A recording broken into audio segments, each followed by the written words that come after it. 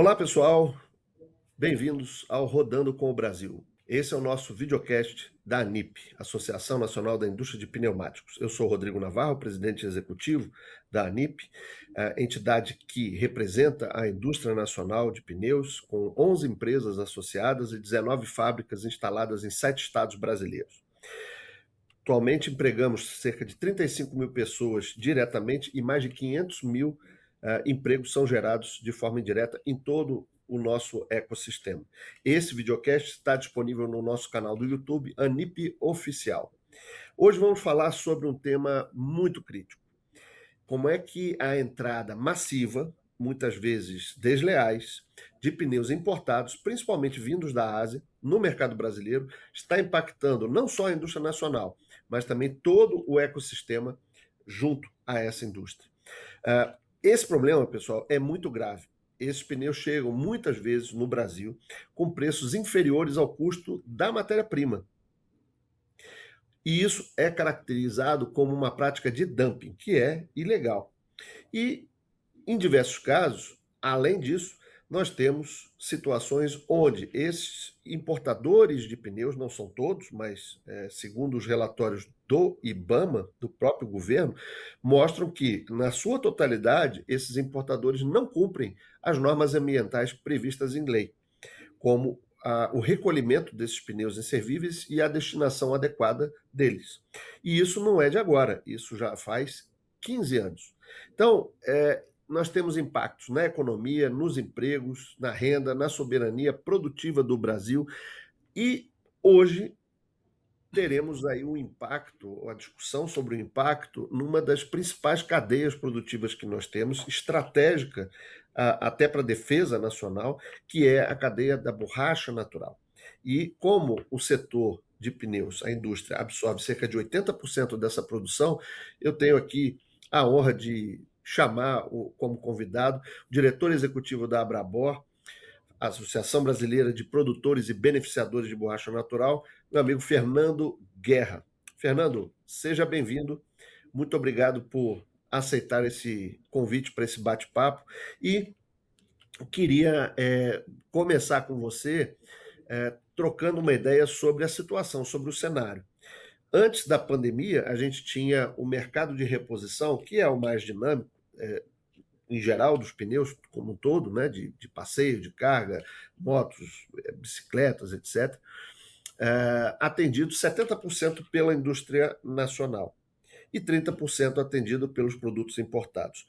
Hoje, essa situação se inverteu. 70% do mercado já está sendo atendido com todas essas características que eu falei na introdução, e apenas 30% desse mercado está sendo atendido pela indústria nacional. E o que eu pergunto para você é, esse cenário desequilibrado, e eu diria até inaceitável, que não dá para continuar dessa forma, está afetando a produção de borracha natural no Brasil, no país? A crise já chegou aos produtores nacionais de borracha natural? Rodrigo, excelente pergunta. Obrigado por essa participação aí junto com a ANIP. A Brabor, sim, em nome dos produtores de borracha, seringueiros, seringalistas aí do Brasil, a gente percebe que desde o pós-pandemia, isso iniciou ali no meio de 2022, né? Foi quando essa invasão de pneu importado ganhou escala, ao ponto de 2023 a gente ficar um ano sem conseguir escoar a nossa produção.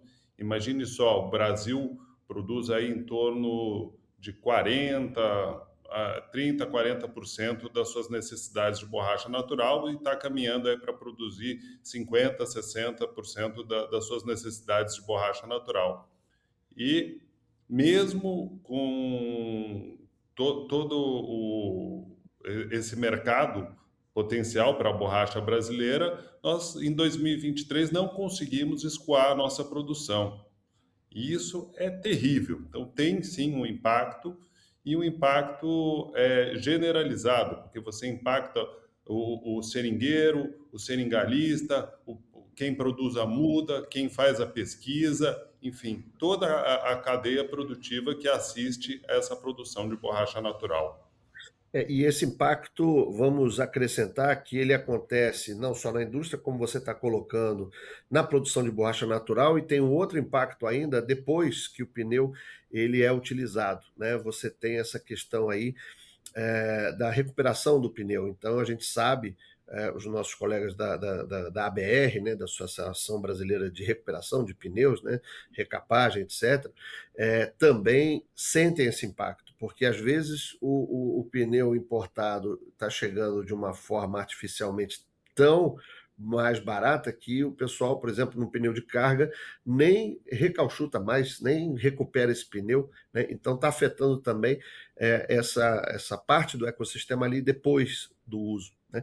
E essa discussão do que eu falei aqui na introdução ambiental, ela também é muito importante, porque a gente está falando de uma produção de borracha natural em vários estados brasileiros, inclusive em áreas de preservação. Você tem aí na Amazônia, você tem interior de São Paulo, você tem uma série de lugares. A pergunta que eu faço é, diante desse cenário, você já tem sentido a troca de culturas de borracha natural para outras culturas, e o que, que isso pode ocasionar?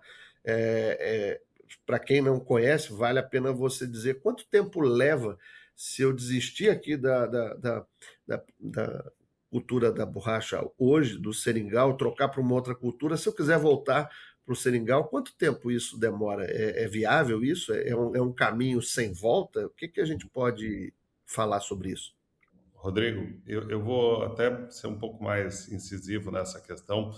Nós estamos falando aí de uma cultura que você demora 7 anos entre você colocar uma muda no chão e iniciar a produção, mais 3 anos para atingir a produtividade adulta, mais 7 anos para retornar o investimento. Então, nós estamos falando de uma cultura de 30, 40, 50 anos, né?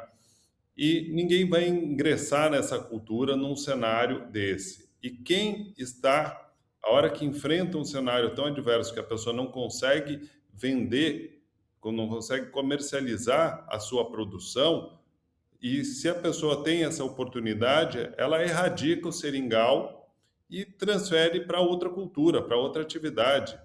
E você, a hora que você faz isso, você acaba com o emprego de uma das culturas que mais emprega por hectare no campo, que melhor distribui renda. Você tem uma pessoa aí a cada 6 hectares. Então, é impressionante a capacidade de destruição de valor e de sustentabilidade da economia num cenário desses.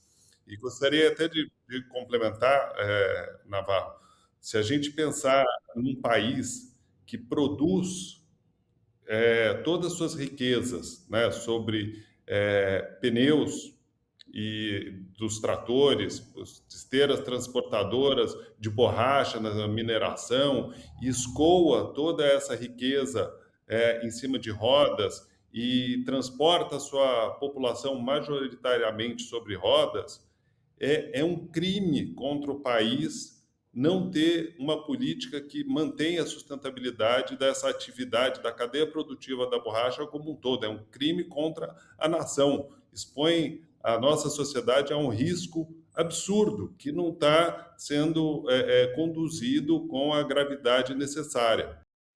Eu acho que é uma questão de soberania nacional. Quando a gente fala que corremos o risco de perder não só a indústria, mas a produção de borracha natural, porque não vai ter como escoar, você troca a cultura, ok. Só que aí você vai ficar 100% na mão de produtos oriundos de fora. E nós já vimos esse filme, caso de fertilizantes e em alguns outros questões químicas. Essa discussão, e é bom que a gente fale aqui, não é uma discussão de polarização, de briga e tal, é uma questão de equilíbrio. Não existe você ter um mercado que é 70%, 80% abastecido por importação e apenas 20% ou 30% pela produção nacional, que está dimensionada para atender os 100%. Então, ela vai encolher. Ela encolhendo tem esse efeito de você encolher também a produção, a demanda por borracha natural. E aí você vai ficar à mercê de variações de preços, uma guerra como está acontecendo. Elevou o preço, subiu 30%. E aí você vem para cá com esse aumento de preço, e aí o país que tem um modal, principalmente rodoviário, quais seriam os impactos? Fora que a gente viu esse filme também nos microchips, né? Quando a China, por exemplo, falou: olha, não vou te vender mais microchip, o que que aconteceu? O pessoal de veículos ficou desesperado, falou: pô, eu não tenho como trocar a produção aqui, o veículo vai sair sem GPS, sem Bluetooth, etc. Mas, para ilustrar o impacto disso, o carro até sai da fábrica sem o GPS, sem o Bluetooth, mas sai, como durante a pandemia até saiu, né, alguma coisa assim, mas sem pneu ele não sai. Então, é um problema muito sério que a gente está trazendo. E para complementar, eu queria colocar para você aqui e para os nossos ouvintes, nossa audiência, algumas questões que são colocadas. Quando a gente diz que a gente precisa de equilíbrio, é um equilíbrio em várias áreas. É essa questão do mix entre produzido no país e importado. É normal você ter importação em todos os segmentos, mas não com com essa proporcionalidade de 70-30, 70 importado e 30 nacional. Não dá para continuar assim com uma base industrial como a gente tem de 19 fábricas, com uma base de produção de borracha natural como a gente tem. A gente corre o risco de destruir tudo isso que levou décadas para se construir, tá certo? Quando o pessoal fala, mas é legal que é mais barato. Espera aí, mais barato a indústria nacional tem que ser mais competitiva. Isso a gente investiu nos últimos 5 anos, eu falo aqui como a NIP, associados da NIP, 8 bilhões de reais. Estão previstos, se nós conseguirmos mudar esse cenário, mais 5 bilhões nos próximos 5 anos. Mas isso hoje efetivamente está em risco. Você já está tendo demissões localizadas, você está tendo paradas de linhas de produção, você está tendo férias coletivas, e isso está sendo passado para o governo. Quando você fala também dessa competitividade, uma coisa é 5, 10% de competitividade, que já é uma tarefa árdua. Só que você entra, por exemplo, em sites, no comércio eletrônico, e as diferenças não são de 5 a 10%, são de 150%, são de 400%, chegam a 680% de diferença. Isso aí não é competitividade nem aqui, nem literalmente na China. 600% não é competitividade. Isso é um indicativo de fraude, de preços artificialmente baixos. E não sou eu que estou falando isso. Isso aí o governo está monitorando e tem deflagrado uma série de antidumpings a nosso pedido, que demoram 1 ano, 1 ano e meio, e chegam à conclusão: realmente você tem um problema com essa origem para esse produto. E aí é atribuído uma medida antidumping. Só que esses processos são muito morosos, né? Então, a gente precisa agilizar isso. E um outro aspecto foi aquele que eu falei no início: nós estamos num país que sediou a COP30. Nós estamos aí num país onde o governo vai e tira foto junto às seringueiras, os produtores rurais. É, e que há uma preocupação muito grande com o meio ambiente por parte da indústria. São investidos dezenas de milhões todo ano. A gente tem, via Reciclanip, dentro do sistema NIP, o maior programa de reciclagem da América Latina de pneus, e o terceiro maior do mundo. Agora, quem está nesse mercado tem que cumprir por força de lei. Então, quando a gente fala de mercado ilegal, não é só o contrabando que acontece, e a gente tem acompanhado isso, crescimento do contrabando. É também ilegalidade no não cumprimento de normas ambientais, de lei ambiental. Você tem esse não cumprimento, se você pegar de 2011 até 2024, segundo o IBAMA, quase 500 mil toneladas acumuladas de pneu para ser reciclado. Isso movimentaria toda aquela fase que eu falei depois da indústria de recuperação dos pneus. Então, você acredita que um dos caminhos seja efetivamente cobrar do governo a aplicação da lei para todos aqueles que cumprem? Ok, estão tranquilos. Como eu falei no início, não são todos que descumprem, mas aqueles que cumprem estão tranquilos. Agora, aqueles que não cumprem, nós, como a NIP, estamos defendendo que nem consigam entrar no mercado enquanto não for sanadas essas pendências. O que você acha dessa proposta, que é uma das que a gente está levando incessavelmente ao governo, e você sabe disso, que você tem participado? Mas eu queria que você compartilhasse aqui com a nossa audiência esse ponto do ambiental. Rodrigo, é imprescindível a gente fazer com que se cumpra a lei, Não, nada mais do que isso, né? Nós temos aí uma série de medidas elencadas pela ANIP e colocadas, muito bem colocadas no manifesto que é público, que está no site da ANIP, que já foi colocado para o governo em várias instâncias, e que essas medidas precisam ser executadas, porque são todas medidas legais. A pessoa que quer entrar no mercado brasileiro, que quer participar do mercado brasileiro, tem que cumprir a legislação brasileira, porque senão fica um negócio muito desleal, né? Você, aqui no Brasil, você tem que cumprir toda uma legislação ambiental, trabalhista, tributária, fiscal, enfim, enorme, cheia de regras, né? Agora ainda com essa questão de mudança, possível mudança de escala de trabalho, e você vai competir com países que não têm esse rigor, não têm essa exigência. Precisa de energia aqui, põe uma usina nuclear. Precisa aumentar a produtividade, faz o cara trabalhar 12 horas por dia, né? Então, não dá para comparar. E nós estamos fazendo hoje o quê com essa política? Estamos preservando o emprego no outro lado do mundo, né? Na Ásia, em detrimento do emprego no Brasil. E um emprego de qualidade. Tanto o emprego no campo do seringueiro é um emprego de qualidade, quanto o emprego na indústria é o emprego da melhor qualidade que nós temos. E nós estamos mandando esse emprego para fora. Então, seria muito simples até que o governo colocasse cota. Como o governo não quer mexer com esse item de cota, tem as outras medidas para ele tomar. Eu queria pegar esse ponto exatamente porque a gente já falou do cenário. O problema está posto, é conhecido e tem dados oficiais para mostrar isso. Todos os dados que a gente colocou aqui são dados do próprio governo. E ele sabe disso. Agora, tem uma questão que é o que fazer, dado esse cenário. Então, nesse sentido, como você mencionou, a gente fez um manifesto em março de 2026, atualizamos ele agora em abril, e esse manifesto está disponível www.anip.org.br, no site da ANIP. Você pode ver lá as discussões de como nós chegamos a essa situação e o que a gente está propondo para sair dessa situação, para mudar esse cenário. E não só a Abrabor, mas outras mais de 40 organizações apoiam o manifesto, ou seja, a nossa análise, o nosso diagnóstico, lastreado em dados oficiais, e as propostas, né? E eu queria focar agora nessa questão, o que fazer para mudar. Então, está lá no manifesto, por exemplo, essa questão de um licenciamento não automático ambiental, que é muito simples. Você está importando uma quantidade de pneus, vamos ver como é que é o seu histórico. Você está devendo aqui que você não cumpriu vários anos seguidos. Como eu falei, como um todo, os importadores não cumprem há 15 anos essa lei, né? Segundo o próprio IBAMA. Então, tem que pegar um por um. Primeira coisa é saber quem que não cumpre e ir lá cobrar. E não deixar jogar o jogo enquanto não cumpra a lei. Tá certo? Esse é um ponto. Outro ponto, que é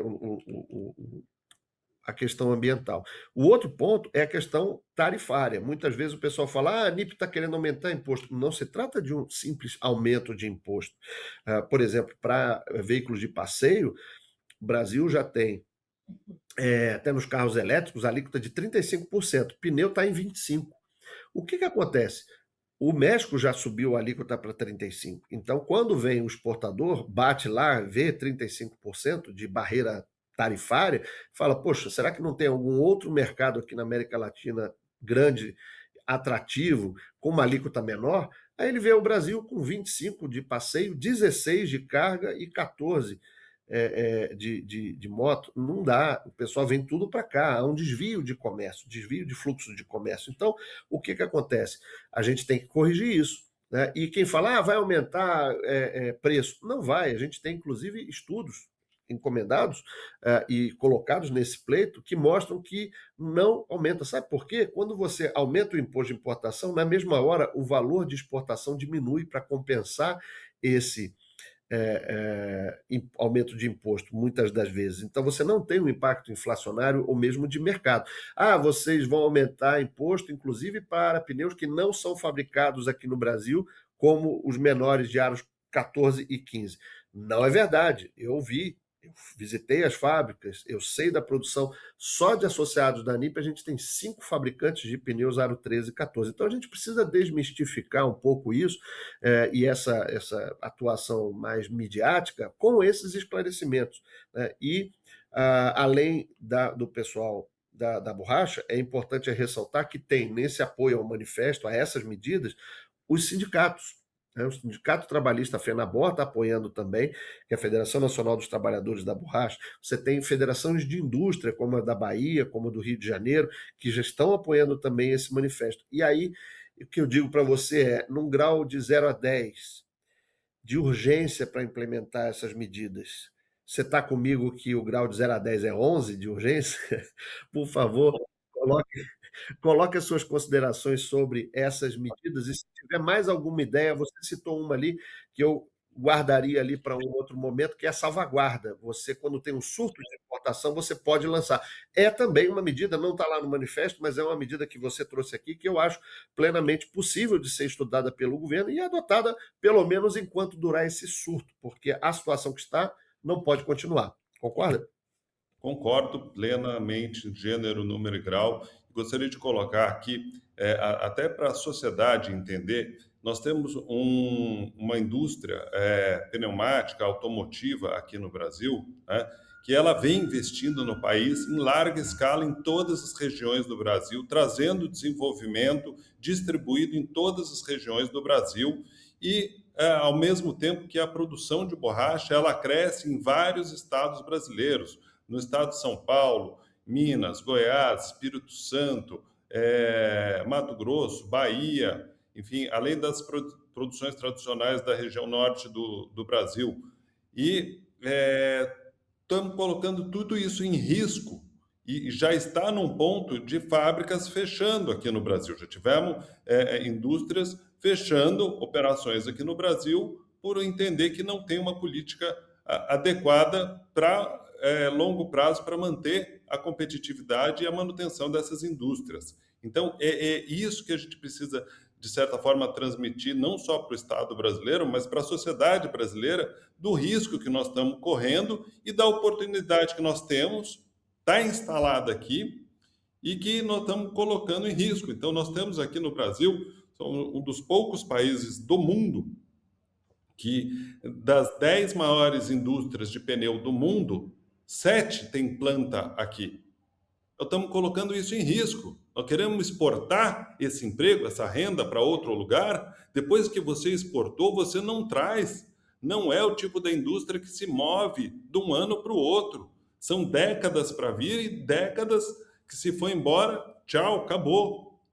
É verdade, Fernando. E para quem não acredita que isso possa acontecer, você bem lembrou, já tivemos fechamento de fábrica aqui e nos nossos hermanos da Argentina aqui tivemos recentemente uma fábrica de 80 anos de existência que foi fechada. E, na sequência, fornecedores que atendiam essa fábrica também fecharam. Então, a gente não quer repetir essa história. E eu acho que é muito importante esse ponto da urgência, das medidas, das consequências, porque não é um setor tão simples de entender, é todo um ecossistema que está interligado, as consequências estratégicas para o país, positivas e negativas, são muito relevantes.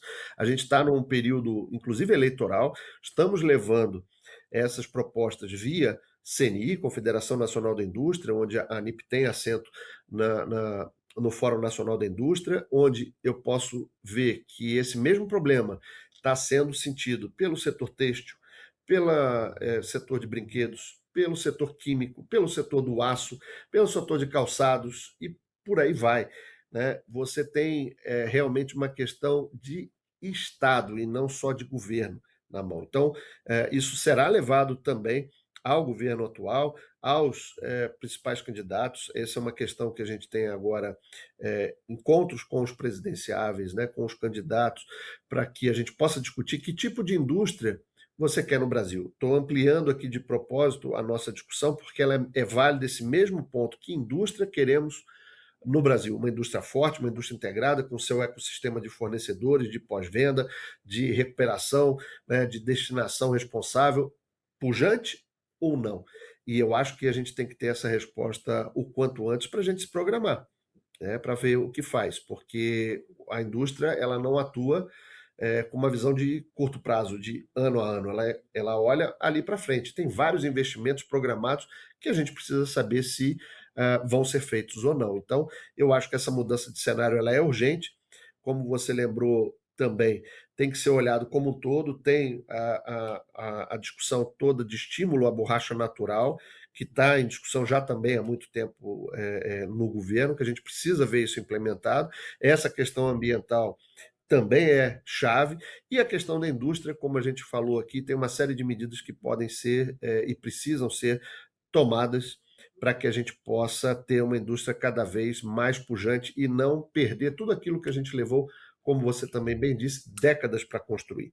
Então, Fernando, eu queria agradecer a sua presença hoje aqui, queria passar um recado final para você, e aí eu faço o fechamento na sequência. Suas considerações finais, Fernando, por favor.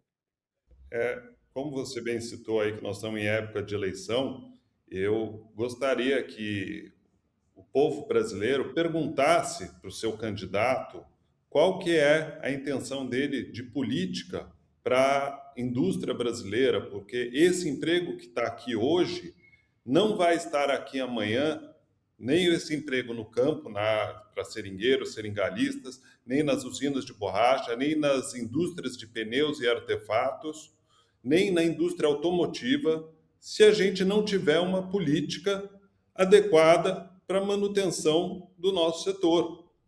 Não é uma questão de, vocês não têm competitividade porque vocês não são eficientes. Não, nós não temos competitividade porque nós entregamos para a sociedade um emprego de qualidade, uma remuneração de qualidade, um ambiental de qualidade e temos que competir com quem não cumpre essas regras.